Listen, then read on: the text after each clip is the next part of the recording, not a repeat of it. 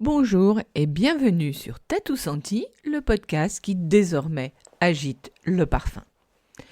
Pour cette 6e saison, j'explore toujours le monde du parfum avec une autre vision, celle de vivre et de mieux vivre le parfum.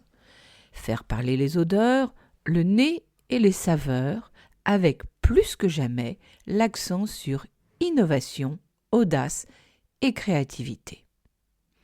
Chaque semaine, j'inviterai à mon micro des chefs d'entreprise, des parfumeurs créateurs et tous ceux qui participent à la recherche et à l'innovation. On y parlera donc parfum, saveurs, ingrédients, odeurs, développement durable. Autant de portraits et d'échanges bien sentis en mode passion et surtout en mode complice. Je suis Bettina Ekroyn, journaliste, experte parfum et saveurs et créatrice du blog tatousenti.com. Pour ne manquer aucun des épisodes, je vous invite à vous abonner à Tatou Senti Podcast sur votre plateforme préférée. Et maintenant, bonne écoute et sentez-vous bien. Bonjour à toutes et à tous. Partons ensemble au pays chocolat. En réalité, le chocolat est un voyage. Mais c'est aussi une invitation au voyage. Comme le rappelait dans l'épisode 88 de Tatou Senti, Pierre Marcolini nous disait que pour savoir où se trouvent les cacaoyers natifs, il suffisait de regarder les régions tropicales situées à 20 degrés au nord et à 20 degrés au sud de l'équateur. D'où le fameux nom de ceinture du cacao. De tout temps, le chocolat a captivé petits et grands. D'ailleurs, une vie sans chocolat est une vie à laquelle il manque l'essentiel, nous rappellera Marcel Desaulniers, un chef américain. Et je pense qu'il a bien raison. C'est d'ailleurs une citation à laquelle mon invité, Bénédicte de Chambure, adhère sans aucun doute. Bénédicte a deux passions, l'Italie et le chocolat. En effet, le chocolat fait partie de sa vie depuis sa tendre enfance et ne l'a jamais quitté. Bien au contraire, elle partage sa vie entre le chocolat et, figurez-vous, son métier d'ostéopathe. Tout me laisse à penser que le monde chocolaté lui a apporté l'équilibre, la légèreté et l'énergie nécessaires à se construire un métier à son image. Elle va même plus loin puisqu'elle se formera auprès de Valentine Thibert à la dégustation de chocolat avant de poursuivre une formation au CIRAD de Montpellier. Aujourd'hui, Bénédicte a réuni l'Italie et le chocolat en créant tout simplement le club Criollo avec Domenico Biscardi, un journaliste culinaire italien, en 2013 au Palais Farnèse à Rome. L'idée était de construire des liens d'échange entre les deux pays autour du chocolat. Le chocolat italien étant d'ailleurs moins connu. Tout ceci sans oublier d'ancrer le chocolat dans des lieux élégants du patrimoine français et bien sûr italien. Vous pensez bien qu'elle ne s'est pas arrêtée là. Mais je ne vous en dis pas plus. Écoutons Bénédicte nous partager ses goûts chocolatés, en savoir plus sur le Club Criollo et son évolution et ses diverses actions. Bonjour Bénédicte. Bonjour Bettina. Raconte-moi quel est ton premier souvenir de chocolat. Mon premier souvenir remonte à des goûters de grandes personnes autour de Noël, quand j'allais dans la famille à Saint-Étienne, où nous goûtions les Domino Weiss, Oui. qui à l'époque étaient les premiers napolitains avec des pourcentages de cacao.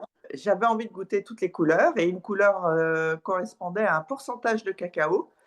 Et à l'époque, étant enfant, j'allais plutôt vers, les pourcentages, plus bas, Oui. proches, de 55-50, ce qui était, plus chocolat au lait que chocolat noir. Et après, en fait, est-ce que le chocolat a toujours fait partie de ta vie? Est-ce qu'il y a eu une progression? Comment depuis ce souvenir-là, il a, on va dire, cheminé? Alors, je suis originaire de Rhône-Alpes où, les premières chocolateries ont vu le jour, les Bean to Bar Oui, et tels que des Bernachon, Pralu,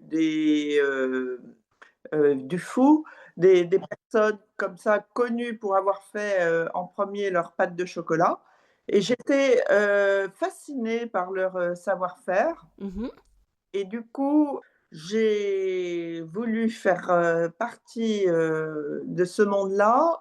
À 20 ans, quand je suis arrivée à Paris, je me suis dit que je pourrais peut-être me faire parrainer par d'entre eux pour rentrer au club des croqueurs de chocolat, pour connaître davantage tout ce qui se faisait autour du chocolat. oui, rentrer dedans, dans ce monde. Rentrer dans ce monde un peu inaccessible et j'ai eu beaucoup de chance d'être parrainée par l'un d'entre eux, monsieur Oui, Dufour, à l'âge de 20 ans, dans ce club très fermé où il y avait surtout des personnalités, Irène Frein, Jeanne oui. Bourrin, et c'était difficile d'être une petite étudiante qui débarquait dans ce monde-là. Alors quel est ton premier souvenir dans ce club? Alors dans ce club, en fait, j'ai raconté de façon un peu malicieuse que j'étais ma marraine était, Sonia Ryquel et mon parrain, Dufour, le chocolatier, mais je ne connaissais ni d'Ève ni d'Adam Sonia Ryquel et je me suis retrouvée, néanmoins à sa table Oui, et j'ai raconté ça à son attachée de presse qui était à côté de moi et elle a trouvé ça très amusant et très oui. contente de pouvoir marrainer une jeune fille au milieu de toutes ces personnes d'un certain âge. Elle avait trouvé ça très, très rigolo de ma part, voilà. Et tu as le souvenir de ta première dégustation avec eux? Alors la première dégustation, en fait, à l'époque, Robert Lynx de la Maison du Chocolat était très présent et ça a été, tout un défilé de ganaches, noires, tout aussi délicieuses les unes que les autres Mmh.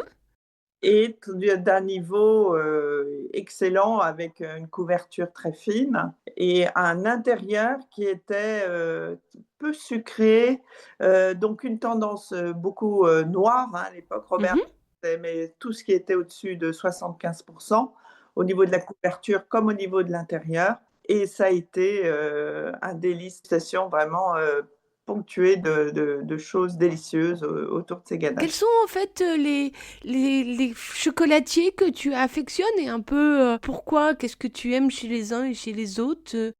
Mon premier, disons que mon premier amour était plutôt et l'est encore, le bean to bar, c'est-à-dire de la fève à la tablette. D'accord. J'ai connu plutôt Pralu puisque pour moi c'était, un souvenir d'enfant avec des fèves qui venaient de tous les pays, donc on faisait le tour du globe en une dégustation Oui.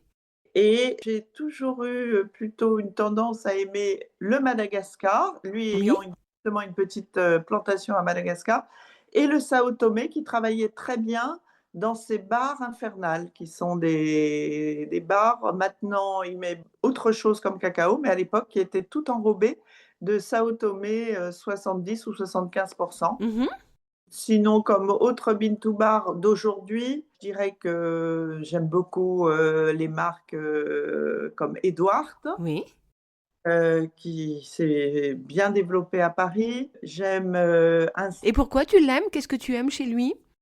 Edward, disons, j'aime, l'esthétique aussi de ses chocolats. Mmh. Il fait aussi bien des tablettes, de bon niveau, de terroirs différents, que des ganaches très élégantes, très peu sucrées et c'est un rapport qualité-prix tout à fait acceptable. Mmh. Tu sais expliquer pourquoi? Qu'est-ce qui te, t'interpelle dans le Madagascar, l'origine Madagascar ou Sao Tomé? Ce que j'aime sur Madagascar, sur ce cru, c'est le côté fruits rouges, mais aussi acidulé, rafraîchissant en bouche. Alors que le Sao Tomé, c'est quand je cherche des notes plus puissantes, qui sont plus boisées, Un peu plus profonde? plus profondes. Voilà, il y a moins de légèreté, Mhm, pas du tout la même couleur. Le Madagascar a une tendance à cajou rouge, alors que le Sao Tomé est noir et profond. Donc, selon le moment, mhm. j'aime l'un ou l'autre. Quelles sont tes dernières découvertes, autant en origine qu'en justement jeunes, comment dire, des gens qui se seraient lancés dernièrement, et pas uniquement Paris, hein, dans la France? À qui adresse, par exemple, à Montpellier, il y a la chocolaterie Home, Mhm, O accent circonflexe ME, fait aussi un bean to bar, des tablettes fines. Et il a une boutique mhm. laboratoire où on peut voir les différentes conches où il travaille le bean to bar. Et de mémoire, il y avait chocolat Indonésie, des chocolats asiatiques avec des notes agrumes très prononcées Oui. qui sont absolument très séduisantes. Euh, Quand tu dis asiatique, c'est plus pour la note agrume ou il y a des cacaoyers au Japon? alors, c'est des cacaoyers soit en Indonésie, soit au Vietnam. Voilà, c'est essentiellement dans ces pays asiatiques où on trouve le plus de cacaoyers. On peut en trouver par-ci par-là ailleurs en Asie, mais c'est vraiment Les deux voilà, producteurs. 2 producteurs, le Vietnam étant plus connu Oui, déjà, d'accord. Et à quel est... travers, par exemple, Marou, que j'aime beaucoup, hein, le chocolat de Marou qui commence à être un classique. Heu c'est essentiellement des cacaoyers cultivés au Vietnam. D'accord. Et quelle est justement la particularité olfactive et gustative de ces cacaoyers ou de ce chocolat? C'est essentiellement des chocolats puissants quand même en bouche, mais très tournés vers les agrumes, très acidulés. Alors, quelles sont tes habitudes chocolat au quotidien? En as-tu au quotidien ou c'est un peu plus espacé? Dévoile-nous tout, raconte-nous. Un petit peu plus épacé parce que même si j'adore le chocolat ne m'adore pas et je suis quelqu'un de très fragile hein, au niveau du foie. Donc, je ne peux pas dépasser quelques carreaux de chocolat Oui, et plus facilement je vous mangerai de la tablette justement que de la ganache. Parce que la ganache, étant donné qu'elle est à base de crème ou de beurre, est beaucoup moins digeste, tout à fait. Un peu plus lourde, on va dire. un peu plus lourde, donc moins fréquente pour moi. Si je prenais, alors j'aime faire un marché très diversifié de bean to bar. Je vais par exemple chez Via Chocolat, essayer de trouver des nouvelles tablettes. Je peux aller dans des grandes surfaces, je peux aller au bon marché, je peux aller chez des petits artisans comme chez Plaque, que j'aime beaucoup, Mhm, prendre des toutes petites quantités parce qu'en fait, le chocolat, bon, peut être assez cher si on en prend une tablette entière, mais on peut aussi se satisfaire de quelques grammes d'un très bon chocolat. Et c'est un petit luxe que je m'offre volontiers. Donc, oui. je le fais au décours de mes découvertes, en Mhm, fait. Et mhm, ce sera un ou deux carreaux par jour, tout oui, simplement à l'heure plutôt pour moi du goûter. oui. C'est vers 4-5 heures où j'ai une envie de sucre et là, je peux apprécier pleinement mes chocolats. D'accord. Alors, donc, en fait, tu as donc créé le club Criollo.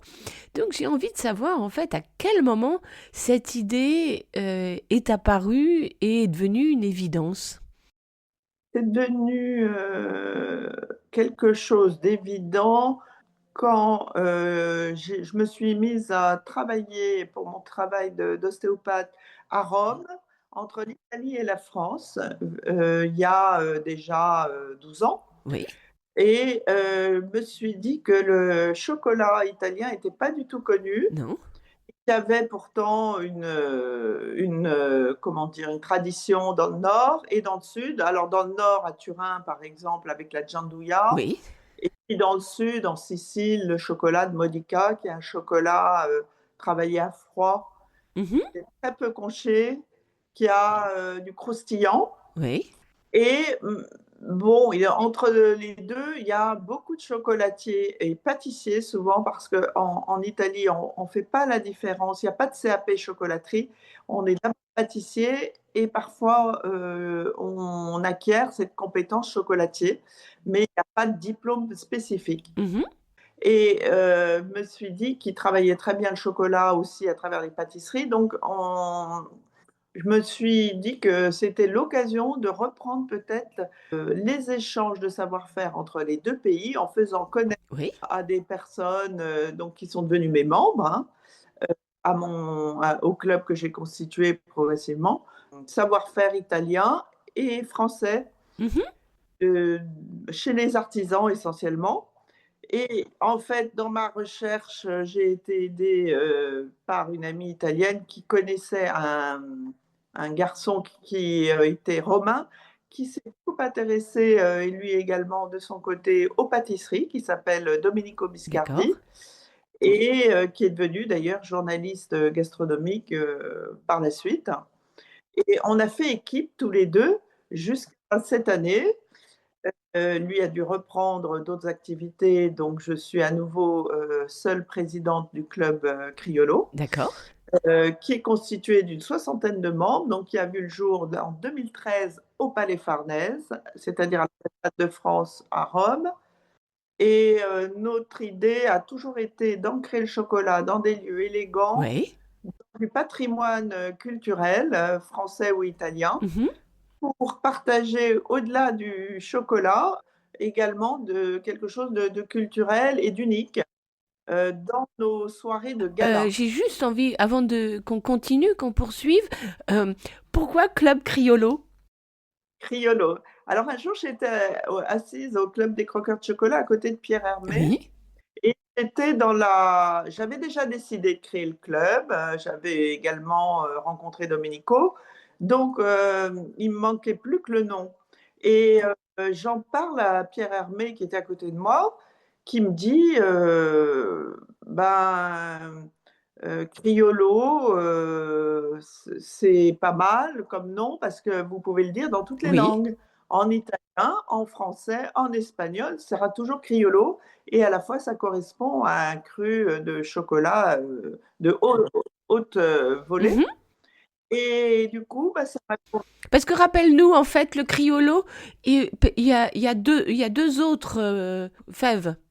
il y a, en gros, parce qu'il y a beaucoup de variétés, en fait, maintenant, on s'est rendu compte beaucoup plus que ça. Mhm.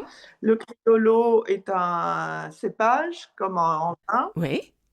Après, on a le Forastero et on a un mix des deux qui s'appelle le Trinitario. Mhm. Donc, le Criollo est davantage connu en Amérique latine et en Amérique centrale. Et le Forastero est un cru qui appartient davantage au continent africain, car il résiste mieux au climat africain. Il a été implanté fin 19e sur le territoire africain. D'accord. Et le Trinitario est également un cru assez résistant. D'accord. Et ce Criollo, est-ce qu'il a des qualités où il est plus fin, où il est, qu'est-ce que tu peux nous dire à ce niveau-là? Alors le Criollo, d'abord, ce sont des petits cacaoyers avec des cabosses rondes, plus rondes que les Forastero, et assez colorées, rouges, mais très vite, elles peuvent s'abîmer. Les conditions climatiques sont difficiles, elles sont fragiles. D'accord. En revanche, les fèves blanches sont délicieuses. Elles ont un goût rond, fruité, elles ont beaucoup de qualité. Elles sont petites et très, très prisées et peu nombreuses en fait, donc dans le monde, donc un peu plus chères que les fèves venant du forastero. Tu nous as un tout petit peu parlé de la philosophie du club. Est-ce que tu veux nous rajouter quelque chose avant de parler des activités et du gala?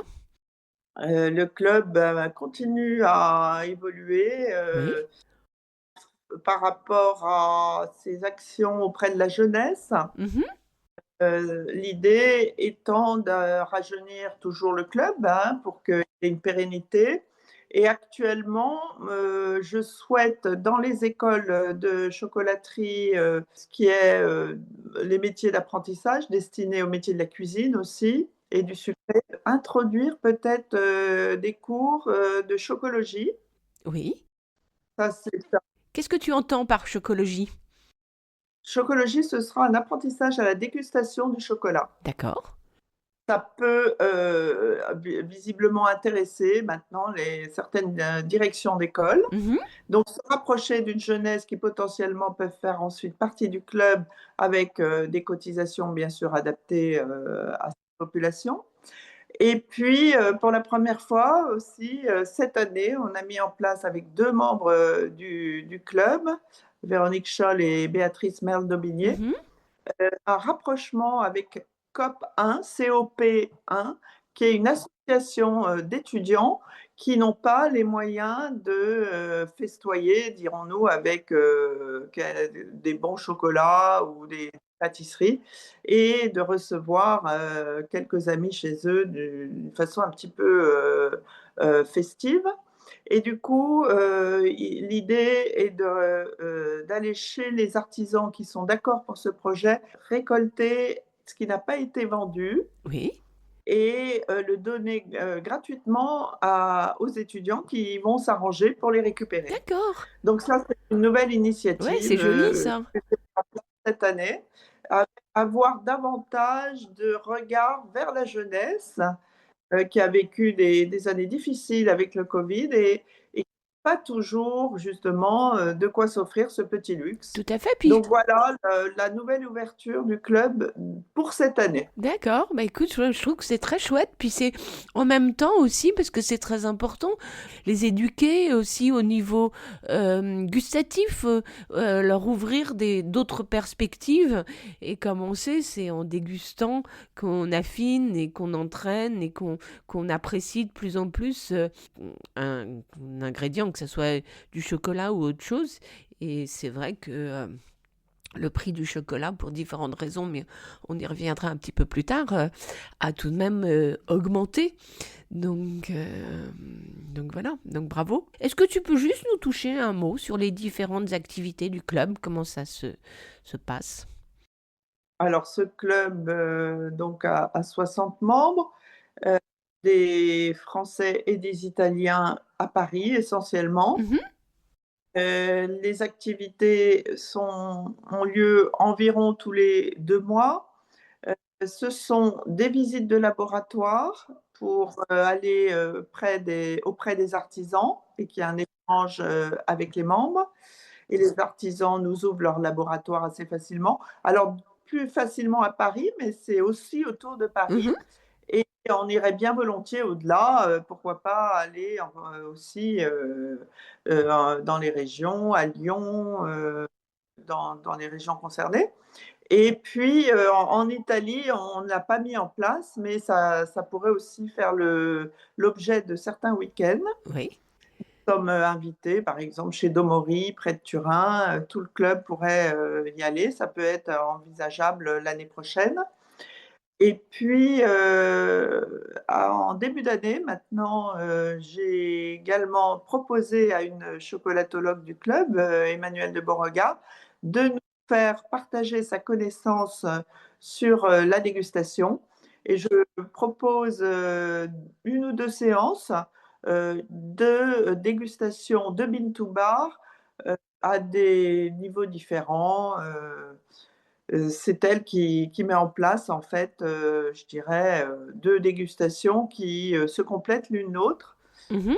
parce que les nouveaux membres du club qui n'ont pas encore de bibliothèque sensorielle sont contents de démarrer avec quelques connaissances qu'on n'arrive pas forcément à acquérir au moment des grandes dégustations. Quand je propose un gala, j'essaye de faire 1 ou 2 galas par an qui sont des soirées où on est quand même une centaine de personnes, où j'ai tout un panel de chocolatiers et pâtissiers qui viennent soit en France, soit en Italie, dans des endroits, comme je le disais, assez prestigieux et un peu Tout à fait. secrets, Mhm.